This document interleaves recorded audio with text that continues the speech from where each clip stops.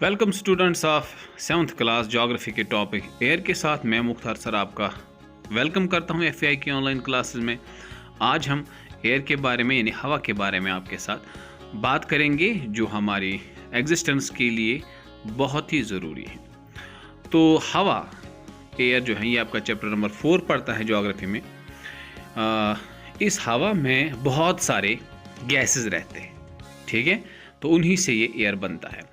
जब हम अर्थ की तरफ देखते हैं तो अर्थ के चारों तरफ जो गैसवस एनवलप हैं, ये जो एयर है जो चारों तरफ से हैं, ये एयर जो है मिक्सचर ऑफ गैसेस हैं। इसमें अलग अलग गैसेस आते हैं और इन्हीं गैसेस से ये जो ये एनवलप बनता है जो अर्थ को चारों तरफ से जकड़े हुए हैं, और फिर इसी को हम एटमॉस्फेयर का नाम देते हैं। और एटमॉस्फेयर हमारी एग्जिस्टेंस के लिए बहुत ही ज़रूरी है। आई बात समझ में?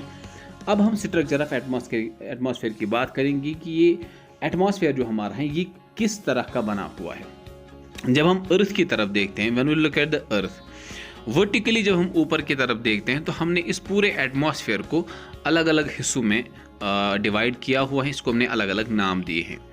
पहला हिस्सा जो अर्थ के साथ लगा हुआ है हमारे एटमॉस्फेयर का, गैसेस एनवलप का जो पहला वाला हिस्सा है, उसको हम ट्रोपोस्फेयर का नाम देते हैं। ये नाम याद रखना बच्चों, ट्रोपोस्फेयर। और ये ट्रोपोस्फेयर इतना इम्पॉर्टेंट है कि जितने भी वेदर फिनोमिनाज, बारिश, बादल या जो रेनफॉल, स्नोफॉल, जो भी कुछ वेदर फिनोमिना में आता है वो सब कुछ इसी ट्रोपोस्फेयर में ही होता है। आई बात समझ में? और हम इंसान भी इसी ट्रोपोस्फेयर में ही रहते हैं अर्थ के ऊपर, और इसमें ऑक्सीजन लेवल बहुत ज़्यादा देखने को मिलती है। ओके, याद रखना जो भी वेदर फिनोमिना होता है वो सारा एटमॉस्फेयर के किस हिस्से में? शाबाश, यस, ट्रोपोस्फेयर वाले हिस्से में होता है। ट्रोपोस्फेयर की लेयर में हमें देखने को मिलता है। ओके, ट्रोपोस्फेयर की जो हाइट है वो 13 किलोमीटर है फ्रॉम द अर्थ, ठीक है। 13 किलोमीटर जब हम ऊपर चले जाते हैं वहाँ तक जो एटमॉस्फेयर की लेयर आती है उसको हम ट्रोपोस्फेयर का नाम देते हैं। इसके बाद जो दूसरी लेयर है एटमॉस्फेयर की उसको हम स्ट्रेटोस्फेयर कहते हैं। स्ट्रेटोस्फेयर और ट्रोपोस्फेयर के बीच की बाउंड्री को हम ट्रोपोपाज कहते हैं। ओके, और ये स्ट्रेटोस्फेयर जो दूसरी लेयर एटमॉस्फेयर की है, इसमें कोई भी वेदर फिनोमिना, बादल, बारिश वगैरह नहीं होते हैं। और ये वाला हिस्सा जो एटमॉस्फेयर का है ये एरोप्लेन्स के चलने के लिए ज़्यादा इस्तेमाल किया जाता है, क्योंकि उनको कोई डिस्टर्बेंस नहीं होती है बारिश वगैरह बादलों की वजह से। और ट्रोपोस्फेयर के ही निचले वाले हिस्से में हमें एक इम्पॉर्टेंट जोन या हिस्सा मिलता है जिसमें हमें एक इम्पॉर्टेंट गैस मिलती है जिसको हम ओजोन गैस का नाम देते हैं। उसको हम ओजोन गैस कहते हैं, ओजोन गैस। और यही वो गैस है जो सूरज से आने वाली, सन से आने वाली अल्ट्रावायलेट रेजेस को हम तक डायरेक्टली पहुंचने ही नहीं देता है। यहाँ पर आप देख सकते हैं जो ही हम ज़मीन से 50 किलोमीटर ऊपर तक चले जाते हैं तो वहाँ पर जो है हमारी जो लेयर है वो ट्रोपोस्फेयर ख़त्म हो जाते हैं। तो इसकी हाइट 50 किलोमीटर तक है ज़मीन से। और नीचे वाले हिस्से में ओजोन लेयर भी हमें देखने को मिलती है, ओजोन गैस जिसको हम कहते हैं वो मिलती हैं। ये चीज़ें आपको अच्छी तरह से याद रहनी चाहिए कि 13 किलोमीटर तक ट्रोपोपाज और उसके बाद 50 किलोमीटर तक दूसरा जो लेयर है उसको हम स्ट्रेटोस्फेयर कहते हैं। इसके बाद जो तीसरी लेयर है उसको हम मेसोस्फेयर कहते हैं। अगर आप ऊपर देख सकते हैं जो हमारी फोटोग्राफ में कि तीसरी लेयर जिसके ऊपर हमने सर्कल बांधा है ये मेसोस्फेयर कहलाता है। और मेसोस्फेयर जो है ये 80 किलोमीटर तक आता है, यानी कि 50 से लेके ऊपर जब 30 किलोमीटर तक जाते हैं जो नेक्स्ट लेयर वहाँ पर हमें मिलते हैं उसको हम मेसोस्फेयर कहते हैं। और मेसोस्फेयर वाला हिस्सा एटमॉस्फेयर का वो है जहाँ पर ये एस्टेरॉइड्स या मीटरॉइड्स जो ऊपर से आने वाले जो ये पत्थर वगैरह होते हैं स्पेस से, वो इसी हिस्से में जल जाते हैं और ख़त्म हो जाते हैं और वो ज़मीन तक नहीं आते हैं, जिस वजह से बहुत सारी प्रॉब्लम्स हो सकती थी। इसके बाद नेक्स्ट लेयर जो है उसको हम बोलते हैं थर्मोस्फेयर। याद रखना, थर्मोस्फेयर इसको कहा जाता है। थर्मोस्फेयर जो है 82 जो है बाकी 400 किलोमीटर्स तक हमें देखने को मिलती है। इसको हम थर्मोस्फेयर का नाम देते हैं। थर्मोस्फेयर में ही हमें एक लेयर मिलती है, उसको हम बोलते हैं आयनोस्फेयर। याद रखना, आयनोस्फेयर। और आयनोस्फेयर हमारे लिए इसलिए भी इम्पॉर्टेंट है क्योंकि जितनी भी रेडियो वेव्स या जो सिग्नल्स वगैरह हैं रेडियो चलाने के लिए जो है वो इसी लेयर की वजह से वापस रिफ्लेक्ट बैक होते हैं अर्थ की तरफ, जिस वजह से ट्रांसमिशन जो है रेडियोज़ का वो चलता है। तो आयनोस्फेयर एक पार्ट है थर्मोस्फेयर का जो हमारे रेडियो ट्रांसमिशंस को चलाने के लिए हमारी मदद करता है। ठीक है, ये आप याद रखेंगे। अच्छा, इसके बाद जो नेक्स्ट लेयर हमारी एटमॉस्फेयर की है वो है एग्जॉस्फेयर। एग्जॉस्फेयर में बहुत कम जो है एयर हमें देखने को मिलता है, थिन एयर कह सकते हैं। इस लेयर की शुरुआत 400 किलोमीटर ऑनवर्ड्स होती हैं, उसके बाद स्पेस शुरू होता है। अच्छा, एग्जॉस्फेयर में हमें हीलियम और हाइड्रोजन गैसेस भी हमें देखने को मिलती हैं। तो this is the top most layer when we go vertically from the earth surface upwards, and this is the last layer of our atmosphere. इसके बाद हम बात करेंगे कंपोजिशन ऑफ एयर की। एयर किन गैसेस का बना हुआ है, इसमें हमारा आता है नाइट्रोजन आएगा, ऑक्सीजन आएगा, कार्बन डाइऑक्साइड आएगा, नियॉन, हाइड्रोजन, हीलियम, ओजोन, ये सारे के सारे गैसेस ही का हमारा एयर बना हुआ है। कंपोजिशन ऑफ एयर यानी कि एयर जो है किन किन गैस का बना हुआ है, डायग्राम में आप देख सकते हैं। सबसे ज़्यादा गैस हमारे एटमॉस्फेयर में नाइट्रोजन है 78%, उसके बाद दूसरा नंबर ऑक्सीजन का आता है 20.9%। अदर गैस जो हैं वो 0.17% ही हैं। ऑर्गन की अगर हम बात करें, खाली ऑर्गन की, वो 0.90% है। कार्बन डाइऑक्साइड का पता है भाई साहब कितना है, सिर्फ 0.3%, यानी कि बहुत कम। लेकिन इतना कम कंसंट्रेशन होने के बावजूद भी गैस इतनी खतरनाक है कि ग्लोबल वार्मिंग कर दी भाई साहब। तो आप समझ सकते हैं कि अगर कार्बन डाइऑक्साइड की कंसंट्रेशन थोड़ी और बढ़ गई तो हमारा तो जीना ही मुश्किल हो जाएगा। ख्याल रखेंगे ना? Very good. अच्छा, ग्लोबल वार्मिंग से रिलेटेड आपने अखबारों में देखा होगा कि बहुत सारे आर्टिकल छपते हैं कि किस तरह से कार्बन डाइऑक्साइड गैस की थोड़ी सी कंसंट्रेशन इंक्रीज होती ही पूरी दुनिया में ऐसा टेम्परेचर जो है बढ़ गया। अब इसने तो क्रॉप्स, कैलेंडर्स को या बाकी ग्लेशियर्स को या बाकी सारी ह्यूमन लाइफ उसको तो इसने अफेक्ट कर दिया है। अब सर हम बात करेंगे इंसुलेशन की। इंसुलेशन क्या होती है? ये वो गर्मी होती हैं जो हमारी अर्थ का एटमॉस्फेयर जो है अपने अंदर रखता है, क्योंकि सूरज से आने वाली जो सोलर रेडिएशन होती हैं वो सारी की सारी जो है हमारे एटमॉस्फेयर में नहीं रहती, उसमें से बहुत सारी रेडिएशन वापस चली जाती है। लेकिन वो हिस्सा जो हमारे एटमॉस्फेयर के अंदर रहता है उसको हम इंसुलेशन कहते हैं। और यही वजह है कि इक्वेटोरियल रीजन पे हमें अच्छी खासी इंसुलेशन देखने को मिलती है, लेकिन जो हम पोलर रीजन्स की तरफ चले जाते हैं वहाँ पर इंसुलेशन कम मिलती है और गर्मी वहाँ पर हमें कम देखने को मिलती है।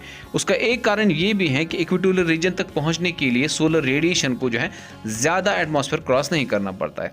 जबकि आप इस पर फोटोग्राफी भी देख सकते हैं, बहुत ज़्यादा एटमॉस्फेयर क्रॉस करके ही सोलर रेडिएशन जो है वो इक्वेटोरियल रीजन तक पोलर रीजन्स तक पहुंच पाते हैं और इस वजह से वो रिफ्लेक्ट बैक हो जाते हैं और कम इंसुलेशन हमें पोलर रीजन्स में देखने को मिलते हैं।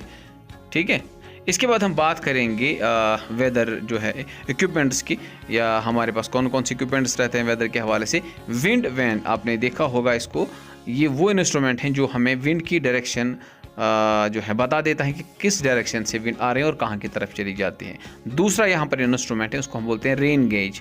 रेन गेज एक इंस्ट्रूमेंट है, it is used to measure the rain को मेजर करना, कितनी बारिश हुई है, उसके लिए जो इंस्ट्रूमेंट इस्तेमाल किया जाता है उसको हम रेन गेज का नाम देते हैं। समझ आया होगा ना भाई साहब? अब इसके बाद जो दूसरा दो इंस्ट्रूमेंट हमारे और हैं, उनमें जो है पहला आता है सर थर्मोमीटर। थर्मोमीटर की वो मदद से हम टेम्परेचर को मेजर करते हैं कि कितना टेम्परेचर है। Thermometer is used to measure the temperature. और बैरोमीटर का जो इंस्ट्रूमेंट है ये हम एयर प्रेशर, कितना दबाव है एयर का, वो किस हद तक है, उसको मेजर करने के लिए जिस इंस्ट्रूमेंट का इस्तेमाल किया जाता है उसको हम बैरोमीटर का नाम देते हैं। Barometer is used to measure the air pressure. अब जो एयर हैं ये हर जगह पे एक ही कंडीशन में नहीं रहता है। कहीं पे हमें हल्की हवा मिलती है जिसको हम एक नाम देते हैं और कहीं पे हमें ठंडी हवा मिलती है जिसको हम दूसरा नाम देते हैं। So far as the regions where we have cold air, जो कोल्ड एयर जोन्स होते हैं उनको हम हाई प्रेशर जोन्स बोलते हैं। और जहाँ पर गर्म हवा रहती है, गर्मी ज़्यादा रहती है, वहाँ पर जो एयर होता है वो हल्की रहती है, इसीलिए हम उसको लो प्रेशर एरियाज़ कहते हैं, लो प्रेशर जोन्स भी कहते हैं। और जो विंड होती है, what is wind? Horizontal movement of air. और हॉरिजॉन्टल मूवमेंट ऑफ एयर तभी होता है जब हाई और लो प्रेशर जो रीजन्स बन जाते हैं और हवा हमेशा हाई प्रेशर से लो प्रेशर की तरफ या ठंडे इलाके से गर्म इलाके की तरफ चली जाती हैं। ये चीज़ें आप अच्छी तरह से जहन में रखेंगे बच्चा। अच्छा सर, अब हम बात करेंगे प्रेशर बेल्ट्स की और विंड सिस्टम्स की। प्रेशर बेल्ट्स आप फोटोग्राफी देख सकते हैं कि किस अर्थ के हिस्से में हाई प्रेशर और किस हिस्से में लो प्रेशर रहता है। अब जहाँ तक बात विंड्स की है, विंड्स जो हैं वो अलग अलग टाइप्स की रहती हैं। ठीक है, एक होती है परमानेंट विंड। परमानेंट विंड वो विंड्स होती हैं जो पूरे साल चलती रहते हैं, जैसे ईस्टर्लीज, वेस्टर्लीज। हाँ जी, जो है क्या बोलते हैं इनको हम, परमानेंट विंड्स इनको कहा जाता है। उसके बाद जो दूसरी विंड टाइप है उसको हम बोलते हैं सीजनल विंड। पर्टिकुलर सीजन में किसी भी रीजन में चलने वाली विंड को हम सीजनल विंड कहते हैं। अगर हम एग्जाम्पल को लेके समझाने की कोशिश करें, जैसे मॉनसून विंड्स हिंदुस्तान में आ जाती हैं एक पर्टिकुलर सीजन पे, because of that we call this wind as शाबाश सीजनल विंड। इसी तरह से लोकल विंड, किसी पर्टिकुलर इलाके में किसी पर्टिकुलर टाइम पे चलने वाले विंड को हम लोकल विंड बोलते हैं, वहीं पे चलने वाले। अगर हम नॉर्दर्न प्लेन्स की बात करें, यहाँ पर जो है एक हवा चलती है, विंड चलती है, जिसको हम लू कहते हैं। तो लू इस हिसाब से क्या बन जाएगी, लोकल विंड। अब हम बात करेंगे मॉइस्चर की। मॉइस्चर जो नमी हवा में रहते हैं उसको हम मॉइस्चर का नाम देते हैं। और जो वाटर वेपर्स हवा में रहते हैं या ये मॉइस्चर जो रहता है, इसको हम जिस टर्म से समझने की कोशिश करते हैं उसको हम बोलते हैं ह्यूमिडिटी। ह्यूमिडिटी वो वाटर वेपर्स रहते हैं जो हवा में रहते हैं, इसी को हम ह्यूमिडिटी का नाम देते हैं। ठीक है सर, नमी जो है ह्यूमिडिटी, इसको हम कहते हैं। जो हवा में जो पाए जाने वाले पानी के कतरे रहते हैं वेपर्स की शक्ल में, उनको हम ह्यूमिडिटी कहते हैं। आपने कभी गौर किया होगा कि कभी सनी डे में या जिस दिन अच्छी खासी धूप भी होती है लेकिन कपड़े सूखते ही नहीं हैं। हाँ, उस दिन आपको ऑप्रेसिव फील होता है, आपके पसीने छूटते हैं।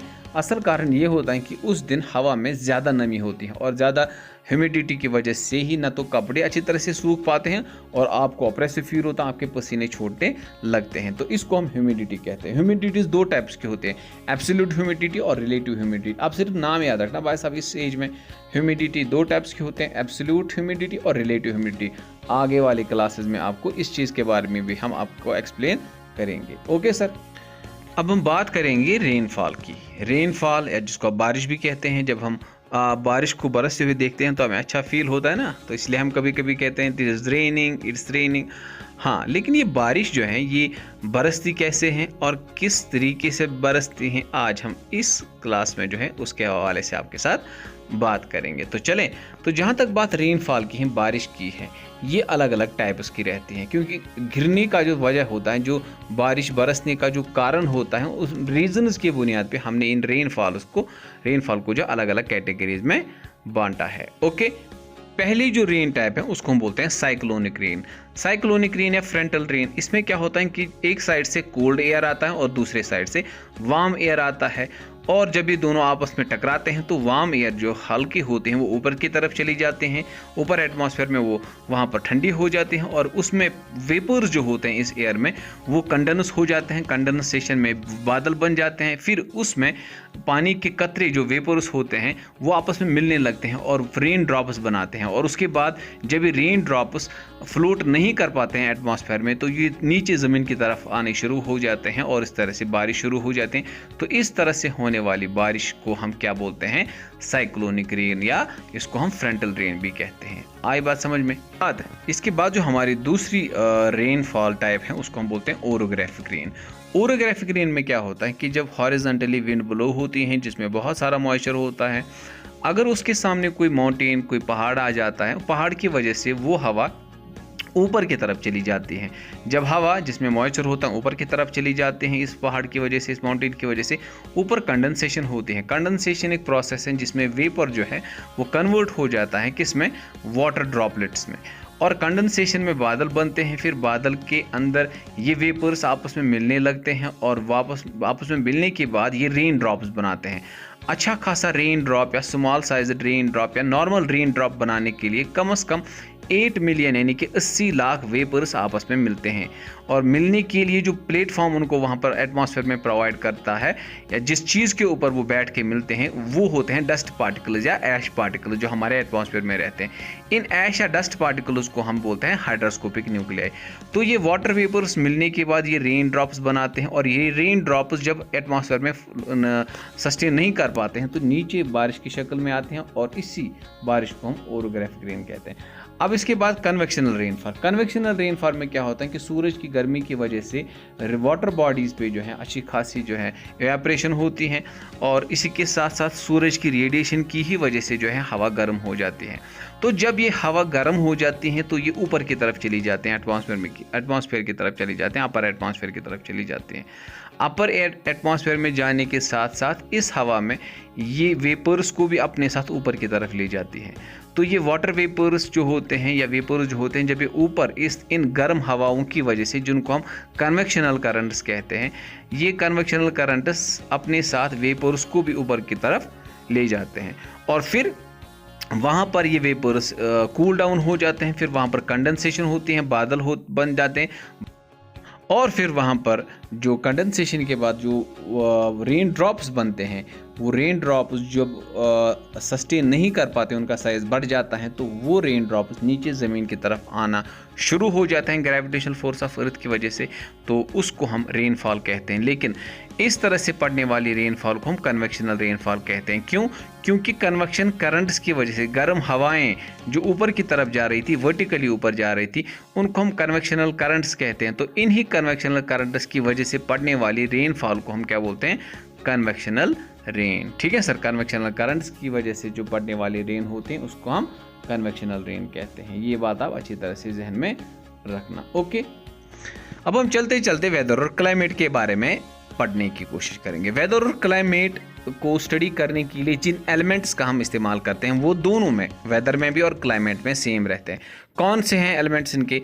टेम्परेचर एलिमेंट हैं, ह्यूमिडिटी एलिमेंट है, विंड एलिमेंट है, जो रेनफॉल एलिमेंट है, एयर प्रेशर एलिमेंट है। ये सारे एलिमेंट्स, इसके साथ साथ बाकी सारी चीज़ें, ये एलिमेंट्स वेदर और क्लाइमेट में सेम रहते हैं। इन्हीं एलिमेंट्स को जब हम स्टडी करते हैं एक छोटे से जोग्राफिकल एरिया में और छोटे से टाइम पीरियड में और लगभग 24 आवर्स के लिए, तो हमारे पास जो रिजल्ट निकल के आता है उसको हम बोलते हैं वेदर।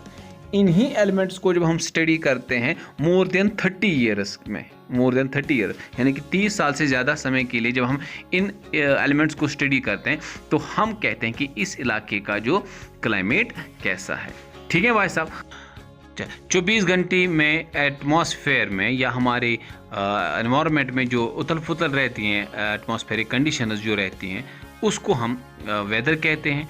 और 30 सालों तक एक पर्टिकुलर जोग्राफिकल एरिया में एटमॉस्फेरिक कंडीशंस कैसी रही उसको हम क्लाइमेट कहते हैं। ये सिंपल तरीका है जो है वेदर और क्लाइमेट को समझने के लिए। ओके, लेकिन याद रखना यहाँ पर चलते चलते जो एलिमेंट्स रहते हैं दोनों में, क्लाइमेट में और वेदर में, वो सेम रहते हैं दोनों में।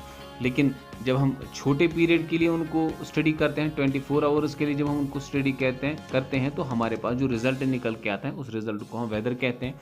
जब हम इन्हीं एलिमेंट्स को स्टडी करते हैं मोर देन 30 ईयर्स के लिए, ठीक है, एक पर्टिकुलर जोग्राफिकल एरिया में इनको हम स्टडी करते हैं, जो रिजल्ट वहाँ से निकल के आता है उसको हम क्लाइमेट कहते हैं। So dear students, this was all about this very topic.